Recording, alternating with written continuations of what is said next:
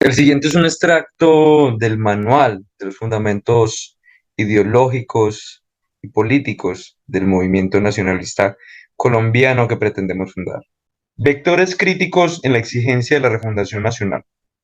La necesidad de una refundación del Estado Nacional colombiano se comprende desde cuatro vectores críticos que expresan una situación específica de crisis y que comprendidos en conjunto demuestran la inviabilidad del viejo proyecto republicano y de la construcción de la sociedad colombiana a sus 200 años de historia.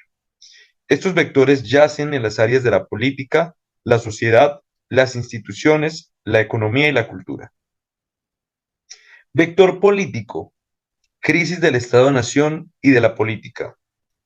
Actualmente estamos presenciando el desmantelamiento progresivo del Estado Nacional y su reemplazo por estructuras de poder global y por políticas que tienen su origen en la ideológica del mundialismo. Sin embargo, la crisis que hoy experimenta la vieja república es, sobre todo, un efecto inherente y lógico del modelo del Estado, que al ser liberal no podía ser sino una contingencia histórica en el ascenso de la burguesía de clase nacional a internacional, y en el paso del modelo nacionalista como base del sistema internacional al nuevo modelo globalista y supranacional. El desvanecimiento del Estado-nación y de sus atributos de soberanía e identidad halla su causa en sus propios cimientos ideológicos liberales: individualismo social, jurídico, político y económico, economicismo, utilitarismo, positivismo, derecho humanismo, cosmopolitismo y universalismo. Todos ellos elementos disolventes de cualquier estructura comunitaria y cohesiva que justifique lealtad a la idea de patria. Dentro de esta perspectiva, la nación ha cumplido su ciclo vital en el marco del proyecto histórico universal de la cosmovisión liberal humanista. Lo presente nos obliga a reconocer los defectos inmanentes a la arquitectura ideológica, sociológica y política del modelo nacional que ha llevado a su propia autodestrucción y reemplazo. El proyecto liberal humanista ha tenido sus ciclos de avance y retroceso, pero actualmente se ha impuesto vertiginosamente desde la última transición constitucional. La implosión controlada del modelo nacionalista tiene su último impulso en la Constitución del 91, cuyos operarios han sido principalmente las altas cortes, la dictadura de los jueces y los partidos y movimientos políticos, verdaderos agentes de la transición colombiana a la globalización del mundo unipolar propuesto por el occidente colectivo. Prácticamente ninguna fuerza política de relevancia opone hoy alguna resistencia efectiva contra este proceso de deconstrucción nacional, ni mucho menos ha surgido una apuesta alternativa a la incorporación de Colombia al contexto internacional vigente, pero desde una perspectiva identitaria y soberana, autóctona o popular. Por otra parte, el Estado colombiano ha manifestado claramente haber fracasado en una de sus misiones ontológicas por excelencia: la paz social. La decadencia del viejo modelo nacional se ha revelado históricamente con la incapacidad del Estado de controlar efectivamente su propio territorio, problema heredado por los modelos y dinámicas de poblamiento y ordenamiento político-administrativo de la época colonial. El estado de violencia y guerra permanente que ha vivido el país desde su fundación es la manifestación de la incapacidad de la burguesía bogotana en establecer un verdadero imperium al interior del territorio y de integrar las diferentes regiones y clases sociales en un modelo cohesivo y nacional de desarrollo. Las muchísimas guerras civiles, la inestabilidad social, el conflicto armado interno y los diversos vectores de violencia, conflicto político y criminalidad que siguen al día de hoy afectando a la nación son producto de un territorio escasamente controlado por las instituciones del Estado, excesivamente centralizado en sus grandes capitales, secuestrados por el clientelismo de los clanes regionales y deslegitimado por las múltiples fuerzas armadas ilegales que han disputado su monopolio de la violencia, su capacidad para controlar el territorio y organizar la sociedad. Los hechos históricos demuestran empíricamente la debilidad de nuestras instituciones políticas y la necesidad categórica de reconstruir la fuerza del Estado, su imperio, su capacidad de orden y justicia, su dominio territorial y, sobre todo, su legitimidad frente a la sociedad nacional. En lo que atañe al ámbito de la soberanía, que es la piedra angular del Estado moderno, su práctica inexistencia se ha manifestado en las dimensiones de la política interior y exterior. Al interior, la llamada soberanía del pueblo ha sido históricamente un simulacro. Los partidos políticos y sobre todo las oligarquías en sus directorios son quienes verdaderamente han controlado la más antigua de la democracia de América Latina, entre comillas. La política siempre ha sido un monopolio de una clase dominante que ha excluido a los demás sectores sociales del ejercicio democrático. Esto ha sido la base del conflicto y la violencia política de los partidos, primero, y de las organizaciones guerrilleras insurgentes, después. La distribución inequitativa del poder político civil, a su vez, expresión de la inequidad económica y la exclusión de amplios sectores de la sociedad de sus derechos y deberes ciudadanos en la construcción de la nación, ha sido el motor de la descomposición social y de la amplia percepción de ilegitimidad de la democracia y del fracaso del sistema político.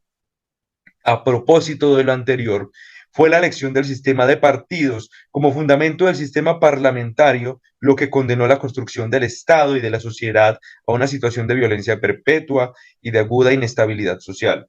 La construcción de partidos supuso la preferencia por la parcialidad, la inquina, la fragmentación, los intereses pequeñoburgueses y la división como sistema de negociación de nuestras diferencias político-ideológicas, sacrificando el sentido de la totalidad y unidad expresado en el Estado, reemplazado en sus funciones por estas corporaciones antinacionales. Ha sido un lugar común justificar la existencia de estas organizaciones bajo el supuesto del aglutinamiento de los diversos sectores sociales en solo dos bloques políticos unitarios. Sin embargo, ¿no habría sido mejor identificar a la población con los fines supremos del Estado en sí mismo, tal y como los propuso Simón Bolívar? Los partidos secuestraron la política, la sociedad y al Estado mismo. Hoy acaso representan una proporción cada vez más ínfima del electorado colombiano, pero su fuerza es tal que sigue monopolizando el ejercicio político y fragmentando a la población con divisiones ficticias, pues en realidad carecen de diferencias verdaderamente sustantivas, limitándose a ser meros mercados políticos en el sentido más vulgar y ruin del concepto. A través de la impostación ideológica, los partidos han hecho del Estado un botín de guerra y una renta para el enriquecimiento ilícito de sus propias arcas. No obstante, la actual coyuntura histórica de Colombia evidencia un panorama de agotamiento de aquella ficción ideológica de la división izquierda y derecha. Nos enfrentamos a un callejón sin salida y a un verdadero punto de inflexión política en la medida en que estos significantes han sido vaciados del sentido original y hoy por hoy obedecen por igual a un mismo planteamiento ideológico y a un mismo sistema de dominación. Ningún partido político tradicional o moderno está en la capacidad de ofrecer un verdadero programa de unidad e insubordinación nacional, no bastándoles con poseer una naturaleza netamente destructiva. Los partidos son instrumentos de la implantación ideológica del mundialismo en el país. Con respecto a la política exterior, la ausencia de verdadera soberanía nacional ha sido más que evidente. Después de la emancipación frente al imperio hispánico, la República Colombiana cayó en la órbita de la dominación imperialista del mundo angloestadounidense, perdiendo rápidamente sus atributos de Estado independiente, limitándose únicamente a los aspectos formales de la soberanía, pero de facto bajo la influencia directa e indirecta de Inglaterra, primero, y Estados Unidos después. Todo ello halla su causa en una concepción netamente ideológica y patriotera de la soberanía, y no en una comprensión realista de la misma. El poder es el verdadero factor de cualquier estatus de soberanía, y fue precisamente la precariedad en la construcción de ese poder nacional lo que nos arrojó a la completa dependencia con respecto a las potencias del norte, en los diversos ámbitos de la vida nacional. Así como en la dialéctica de dominación de las clases, donde la explotación del trabajador es la condición para el mantenimiento del capitalismo, la subordinación de unos países respecto a otros es la condición de existencia del sistema liberal internacional. En este sistema de poder, Colombia ha quedado absorbida progresivamente como un sujeto dominado por las hegemonías del Atlántico Norte. Bajo esta lógica, comprendemos que es cada vez más imposible realizar un verdadero proceso de insubordinación política y autodeterminación sin comprometer la salud de nuestro desarrollo y nuestra seguridad nacional. Ese es el resultado de la decisión consciente de la oligarquía antinacional de atar la dirección de nuestro desarrollo al destino de la hegemonía angloestadounidense. El grado de dependencia y subordinación es a tal nivel tan preocupante que nuestro destino como Estado depende de la existencia de las naciones dominantes y el sistema de poder internacional, en el que somos un actor subordinado y periférico, atándonos por ello al destino fatal y destructivo de nuestras hegemonías tutelares. Nuestra condición de existencia es al tiempo nuestra condición de dependencia. Tal es la situación en la que se halla hoy Colombia a sus 200 años de historia republicana independiente, entre comillas. En resumen, este vector político es una crisis del carácter nacional del Estado, de su misión ontológica de garantizar la paz social. Es una crisis de la democracia participativa que fue reemplazada por los abusos de la democracia representativa en manos de los partidos oligárquicos y del parlamentarismo. Es una crisis de todas las opciones políticas hoy agotadas y sustituidas por un solo pensamiento único y alienante. Y es, sobre todo, una crisis de la soberanía nacional y de nuestro estatuto de independencia. Vector socioinstitucional, crisis de anomia social y de legitimidad de las instituciones. Derivado del proceso anteriormente señalado, la sociedad civil ha existido, en gran medida, a pesar del Estado. La debilidad de las instituciones, su corrupción y muy a menudo la violencia por ellas infringida a la sociedad ha generado un progresivo desafecto y desidentificación del ciudadano con respecto al Estado y a la nación. A causa de ello, el impacto de la globalización ha acelerado diversos procesos que convergen en la disolución de los antiguos tejidos sociales que brindaban coherencia comunitaria, orden social y sentido de pertenencia. La idea de una comunidad global constituida por individuos cuya interacción social está mediada por el mercado, por comunidades ideológicas transnacionales y por una cultura cada vez más globalizada y menos arraigada, ha disuelto el espacio patriótico de pertenencia en una geografía virtualmente lisa y sin fronteras, donde la nación es un punto cartográfico entre otros y cuyo carácter apenas es circunstancial y no afectivo o esencial. Los elementos de arraigo cultural son cada vez más etéreos y menos vinculantes.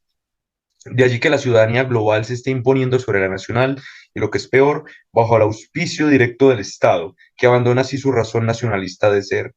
El carácter disgregador de la sociedad individualista posmoderna disuelve y atomiza los grupos sociales, los divide y enfrenta a partir de identificaciones cada vez más diversas, diluyendo todo gran elemento que pueda asegurar la cohesión social de tipo comunitario o incluso de clase, que es la precondición a la existencia misma de una sociedad nacional. La falta de armonía social siempre ha sido un problema transversal a la existencia del país. La brutalidad y la violencia endémica que nos ha caracterizado es símbolo de un malestar profundo, conocido como anomia social. La falta de normas, principios y valores sólidos compartidos, así como de instituciones que garanticen la coexistencia pacífica. La convergencia de la secularización, del individualismo, del capitalismo y de los efectos sociales derivados de la guerra, del crimen y de las amplísimas carencias materiales y humanitarias ha potenciado la crisis de los valores morales, la completa desestimación de la vida y de la dignidad humana, que se refleja en una situación de violencia latente y degradación moral de la sociedad civil. La actual coyuntura histórica del país representa un punto de inflexión que revela, si no la crisis, si el cada vez más amplio cuestionamiento de las instituciones tradicionales y de su legitimidad. Por un lado, aquellas instituciones que por su histórica corrupción han defraudado la confianza ciudadana, el Estado, la democracia, la ley, los partidos, el ejército, la policía, la burocracia gubernamental, gremios, sindicatos, y que en su actual estado carecen de las posibilidades necesarias para generar las transformaciones que reclama la nación. Por el otro, existen las instituciones que, junto con las primeras, se han corrompido en sus fundamentos tradicionales y han mutado para adaptarse a la globalización liberal. Familia, educación, arte, religión y costumbres, perdiendo todas aquellas características que pudieran haber dotado a la patria de identidad y grandeza nacional. Nuestras instituciones corruptas, vaciadas y deformadas son ahora reconstituidas bajo la ingeniería de las instituciones globalistas y por ello reorientados en contra de todo principio que persiga el interés nacional. Este vector crítico expresa la crisis de la legitimidad de las instituciones y de la confianza ciudadana depositada en ellas. Expone la crisis de los valores, de la dignidad humana y de la existencia de normas sólidas para la armonía social, de la disgregación de la coherencia comunitaria y de los vínculos afectivos para con la patria y la identificación con la nación. Es una crisis del orden, la disciplina, la seguridad y la autoridad. Y es una crisis de alienación de las instituciones tradicionales por la hegemonía ideológica del mundialismo. Vector económico, crisis del modelo de desarrollo y de la justicia social. Al igual que nuestra situación política internacional, nuestra economía se ha inscrito en el sistema de comercio capitalista global, que es la base de la dialéctica de dominación entre los países desarrollados y los países en vías de desarrollo. El sistema económico internacional no es, como se nos hizo creer, un mercado de libre concurrencia, sino que es una estructura que obedece a los intereses de poder de los actores que le han creado y que han establecido sus fines, principios legales y normas de juego dentro del proyecto de la hegemonía global del capitalismo y del liberalismo occidental. La economía global es, primero que todo, economía política y, por lo tanto, es un sistema definido de interés y poder que utiliza el mercado como una estructura de subordinación, de privilegio, de exclusión, de sanción y de guerra. Colombia ha establecido un contrato legal con el sistema comercial global, aceptando la División Internacional del Trabajo como exportadora neta de materias primas y por ello consintiendo a la dominación de los mercados y de los agentes económicos extranjeros sobre nuestras posibilidades de desarrollo e independencia política. A través de la ideología del libre mercado y de las necesidades de modernización, se ha creado una condición de dependencia perpetua que ha ratificado nuestra situación de inferioridad frente a las potencias industrializadas, persiguiendo la falsa esperanza de que se nos compartirían las bondades de su desarrollo. Se ha colado entre las relaciones económicas todo un régimen de expoliación de nuestras riquezas, de explotación social y de sumisión política. El hecho que al día de hoy sigamos profundizando en las relaciones comerciales con las potencias occidentales como mercado privilegiado solo agudiza nuestro grado de dependencia por lo tanto, la máxima señal de un punto muerto en la aspiración a un desarrollo autónomo con finalidades de independencia nacional. La economía colombiana, al igual que el resto en Latinoamérica, ha sido construida bajo la dirección de la burguesía terrateniente y capitalista local, que, inscribiéndose en el mencionado sistema de comercio internacional, ha cimentado toda una estructura de dependencia y que por sus mezquinos intereses clasistas e ideología retardataria no ha sabido construir un verdadero proceso de industrialización y desarrollo nacional, sino es destruyendo y desmantelando el patrimonio, toda vez que muestra signos de verdadero despegue. La más clara muestra de nuestra esclerosis y mediocridad económica es la incapacidad declarada de desarrollar nuestras capacidades tecnoindustriales sin la asistencia extranjera. Sin una estructura productiva industrializada, carecemos de las bases para el desarrollo del poder nacional, lo que nos ha relegado a la periferia del sistema mundial y a ser objeto dominado de intereses ajenos a nuestra voluntad. Nuestra debilidad económica es al tiempo nuestra gran debilidad política. Hoy por hoy, esta incapacidad, atraso y dependencia parecieran haberse naturalizado y convertido en nuestro destino histórico y en el carácter mismo de la economía nacional. Es por ello, y por la acumulación de otros factores típicamente nacionales y regionales, que alcanzamos el fondo de una crisis que se hace más palpable, la inviabilidad del mercado laboral colombiano y, por lo tanto, de la perspectiva de una vida en el país. La diáspora de compatriotas, motivada ya no únicamente por la violencia, sino porque no encuentra en el país las posibilidades para su propio crecimiento, representa un duro golpe a los cimientos mismos de la nacionalidad, rompiendo el vínculo del hombre con su patria y desarraigándole de su tierra natal.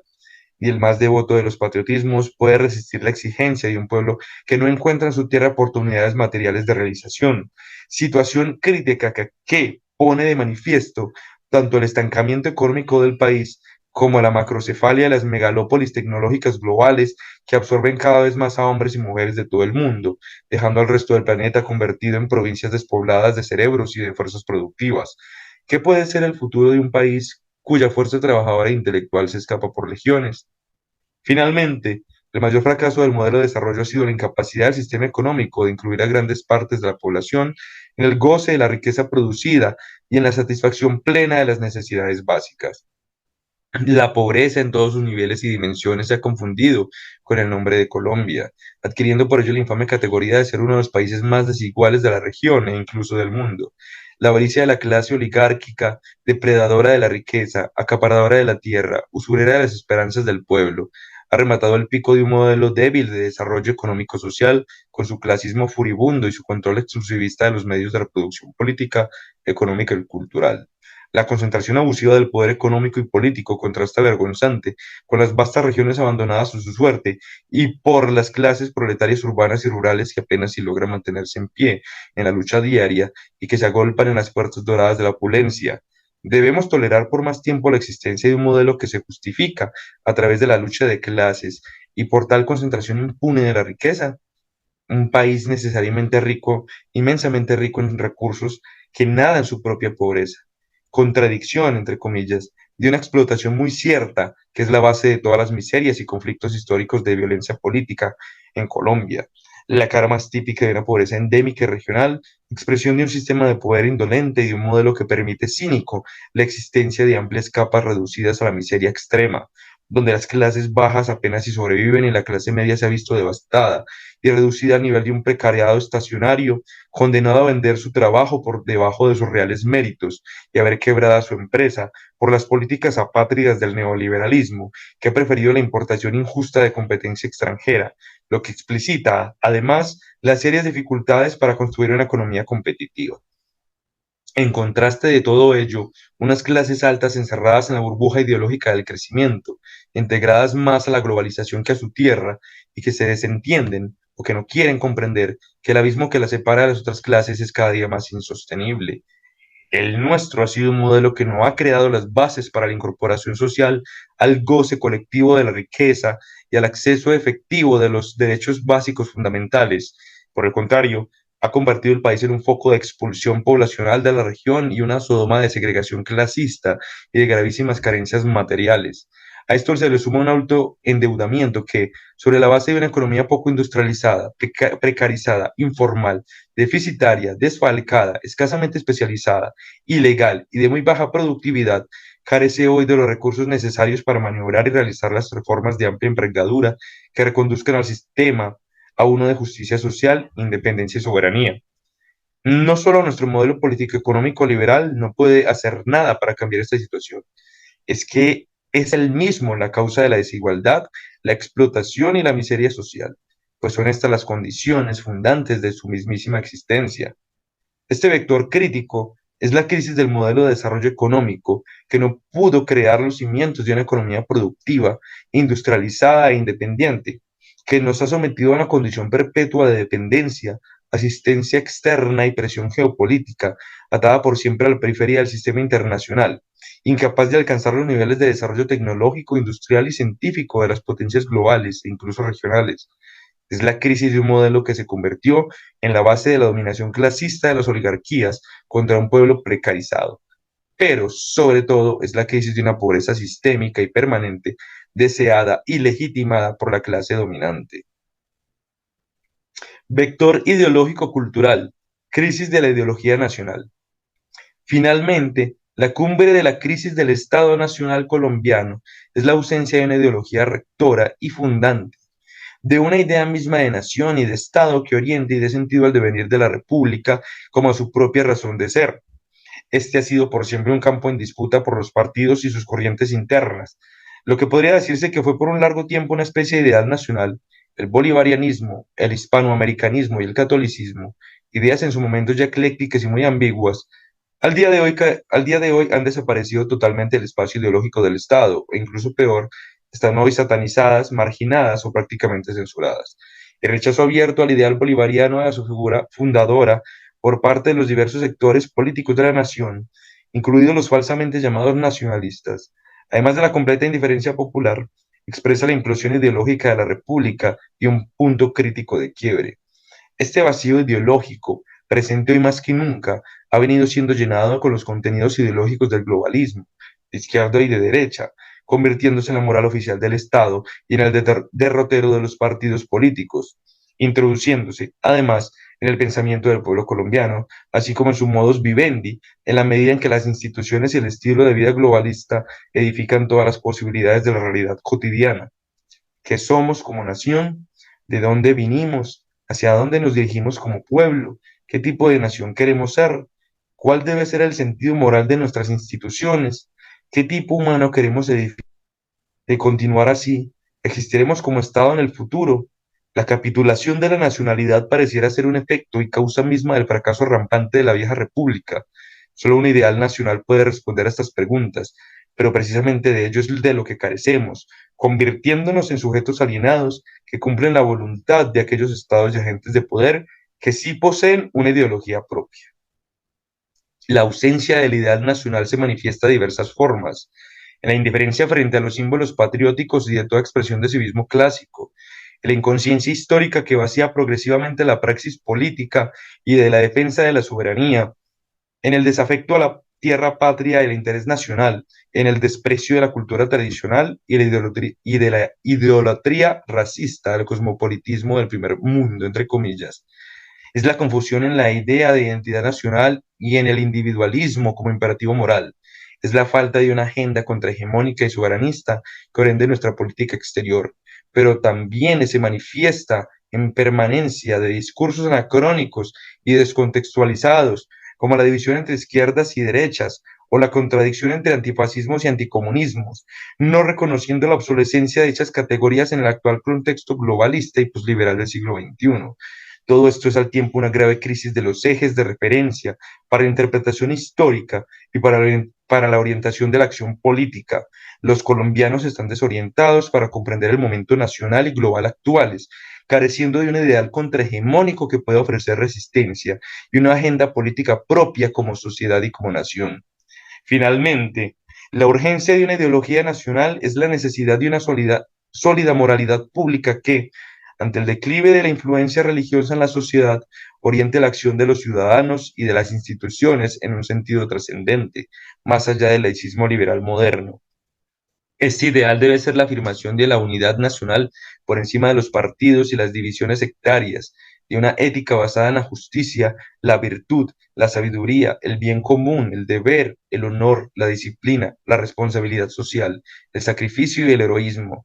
Pero también debe ser una base racional de interpretación del conflicto social y de orientación de la acción política, conforme a una génesis y a una teleología nacionales, es decir, del reconocimiento real de nuestra identidad, así como de nuestra misión de destino como pueblo en el mundo y la historia.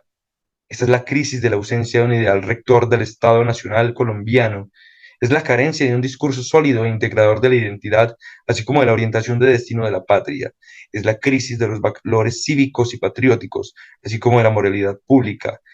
Es una crisis del pensamiento político nacional que brilla por su ausencia y que adolece de la capacidad para interpretar el momento histórico y es, ante todo, una crisis de alienación ante la voluntad dominante de las hegemonías rectoras de la política mundial y sus intereses. Es la incapacidad para generar una insubordinación ideológica de resistencia. Por lo anteriormente señalado, justificamos interpretar nuestro momento histórico como un hito de crisis estructural de la República, no como una estirpe, no como una simple coyuntura circunstancial, sino como el punto de inflexión de un recorrido político agotado y fallido, que impone la urgencia histórica de refundar el Estado. Claro está, si es que queremos seguir existiendo como pueblo soberano. Si, por el contrario, deseemos encontrar rápido la muerte, entonces solo la conformidad basta para llegar a tan ignominioso destino. Es por ello necesario, como primer momento, desarrollar un nuevo pensamiento político basado en un renovado ideal nacional revolucionario.